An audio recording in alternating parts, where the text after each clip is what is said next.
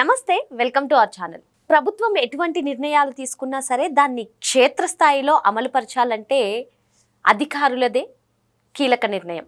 మరి అటువంటి అధికారులు ఒక రాజకీయ పార్టీ కోసం పనిచేయడం ఎంతవరకు కరెక్ట్? అది కూడా అధికారం కోల్పోయిన తర్వాత కూడా రాజకీయ పార్టీ కోసం వత్తాసు పలకడం కానివ్వండి, లేదు అంటే ప్రస్తుత ప్రభుత్వం పైన విమర్శలు చేయడం గురించి మీటింగ్ పెట్టుకోవడం ఎంతవరకు కరెక్ట్? ఇటువంటి అంశాలన్నీ కూడా తెలుసుకునే ప్రయత్నం చేద్దాం. దీన్ని పూర్తిగా విశ్లేషించడానికి మనతో పాటుగా ఉన్నారు senior political analyst Lingamaneni Sivaramaprasad గారు. నమస్తే. ఇప్పుడు 2019 నుంచి 2024 వరకు కూడా వైసీపీ హయాంలో పోలీసులు అందరూ కూడా ఏ విధంగా ప్రవర్తించారో మనందరికీ తెలిసిందే సార్. మరి కూటమి ప్రభుత్వం అధికారంలోకి వచ్చిన తర్వాత ప్రతి వ్యవస్థను కూడా ప్రక్షాళన చేసుకుంటూ వస్తున్నారు. అయినా సరే కొందరి తీరు మారట్లేదు.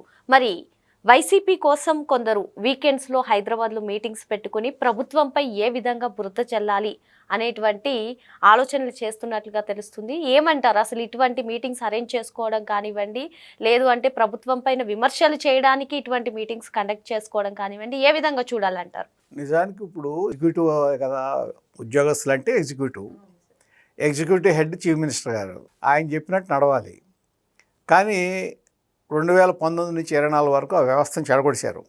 అక్కడ ఏంటంటే ఆ బయాస్డ్గా ఇది చేయటం, ఐఏఎస్ని ఐపీఎస్ని వాళ్ళ ఇష్టం వచ్చినట్టుగా ఉపయోగించుకోవటం, ఇవన్నీ చూసాం. మరి వాళ్ళ మీకు వార్తలు వస్తున్నాయి, హైదరాబాద్లో మీటింగ్ పెట్టుకుంటున్నారని. ఎవరెవరు పెడుతున్నారని మీకు తెలిసే ఉంటుంది. ఆ వ్యక్తులు ఎవరో తెలుసు.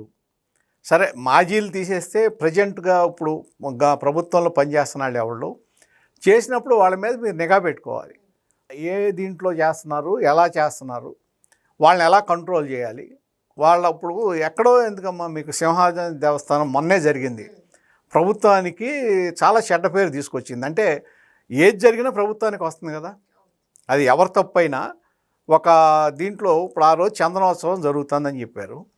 అక్కడ ఎవరికి సంబంధం లేకుండా ఎవళ్ళైతే వాడు రిటైనింగ్ వాళ్ళు కడతానికి కారణం అయ్యాడో ఆ వ్యక్తి గత 5 ఏళ్ళు జగన్మోహన్ రెడ్డి గారి ప్రభుత్వంతో అంటగాగాడు.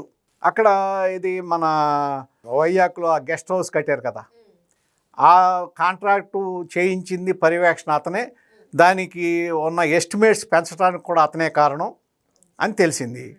అతన్ని ఉపయోగించాము, అతనే దీన్ని కూడా పర్యవేక్షణ చేశాడు. ఫలితం ఏమైంది?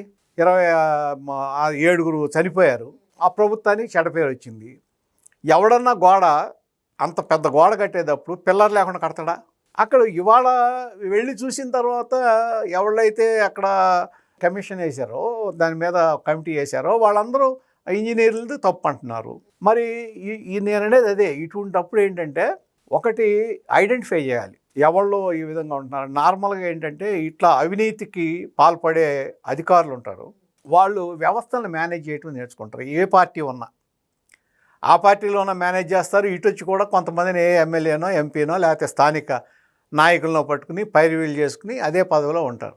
అక్కడ ఐడెంటిఫై చేయాలి ప్రభుత్వం, ఎవరిని మనం నమ్మాలి, ఎవరిని నమ్మకూడదు, ఎవరిని ప్రధానమైన పోస్టులో పెట్టాలి, ఎవరిని అప్రధానమైన దాంట్లో పెట్టాలి అన్న దాంట్లో అక్కడ చూసుకోవాలి. అది చూసుకోలేకపోతే ఏంటంటే ఇటువంటి జరుగుతాయి. అంటే మీకు ఆ పాత వాసనలు పావు కదా కొంతమందికి. రెండోది ఏంటంటే చేయాలని చేసినా చేయకపోయినా అవినీతి పరులైన వాళ్ళు ఏంటంటే వాళ్ళ అవినీతికి ఇటువంటివన్నీ జరుగుతాయి. ఏదంటే దాంట్లో డబ్బులు మిగుల్చుకోవాలి, కిక్ బ్యాక్స్, అది పటిష్టంగా కట్టరు, ఇటువంటివి జరిగినప్పుడు ఇది జరుగుతుంది. ఇదే అట్లా ప్రభుత్వం ఖచ్చితంగా ఎవళ్ళ నమ్మకస్తులు ఎవరు కాదనేది తెలుసుకోవాలి. స్థానిక ప్రజాప్రతినిధులు కూడా వాళ్ళకి తెలుస్తుంది ఏ ఎవరు అంతకుముందు ఏం చేశాడు, అంతకుముందు ఇప్పుడున్న నాయకుల మీద దాష్టికం చేశాడా, లేకపోతే యాజ్ పర్ రూల్ వెళ్ళాడా. మీకు ఎప్పుడు కూడా రూల్ ప్రకారం వెళ్ళే వాళ్ళతో ఇబ్బంది ఉండదు, వాళ్ళతో ఏమి ఇబ్బంది ఉండదు, ఇట్లా చేసే వాళ్ళతోనే ఇబ్బంది వస్తుంది. కాకపోతే వాళ్ళని ఐడెంటిఫై చేసుకోవాలి, ఖచ్చితంగా వాళ్ళ మీద చర్యలు తీసుకునే విధంగా ఉండాలి, లేదు వాళ్ళని అప్రధానమైన పోస్టులో పెట్టాలి. ఈ విధంగా మనం వాళ్ళు చేస్తున్నారు అని చెప్పి అంటే దాన్ని కంట్రోల్ చేయలేకపోతే అది ప్రభుత్వందే బాధ్యత అవుతుంది. ప్రభుత్వం బాధ్యత, కంట్రోల్ చేయాల్సిన బాధ్యత ప్రభుత్వందే. కాబట్టి చర్యలు తీసుకోవాలి, ఖచ్చితంగా దాన్ని కంట్రోల్ చేసుకోవాలా. ఎవరైతే అధికారులు ఉన్నారో ఈ విధంగా చేస్తున్న అధికారులను కంట్రోల్ చేయాల్సిన అవసరం ఉంటుంది. అసలు ఇప్పుడు ప్రభుత్వం ఎటువంటి నిర్ణయాలు తీసుకున్నా లేదు అంటే తప్పుడు నిర్ణయాలు తీసుకుంటే కనుక దాన్ని ఆపాల్సిన బాధ్యత ఇటువంటి సివిల్ సర్వెంట్స్ మీద ఉంటుంది సార్. అలాంటిది గత ప్రభుత్వ హయాంలో వీరు కూడా ప్రోత్సహించినట్టు లేదు అంటే అధికారంలో ఉన్న పెద్దల మాటకు వత్తాసు పలకడమే కాకుండా ఇప్పుడు ఇటువంటి మీటింగ్స్ కండక్ట్ చేసుకోవడాన్ని ఏ విధంగా చూడాలంటారు?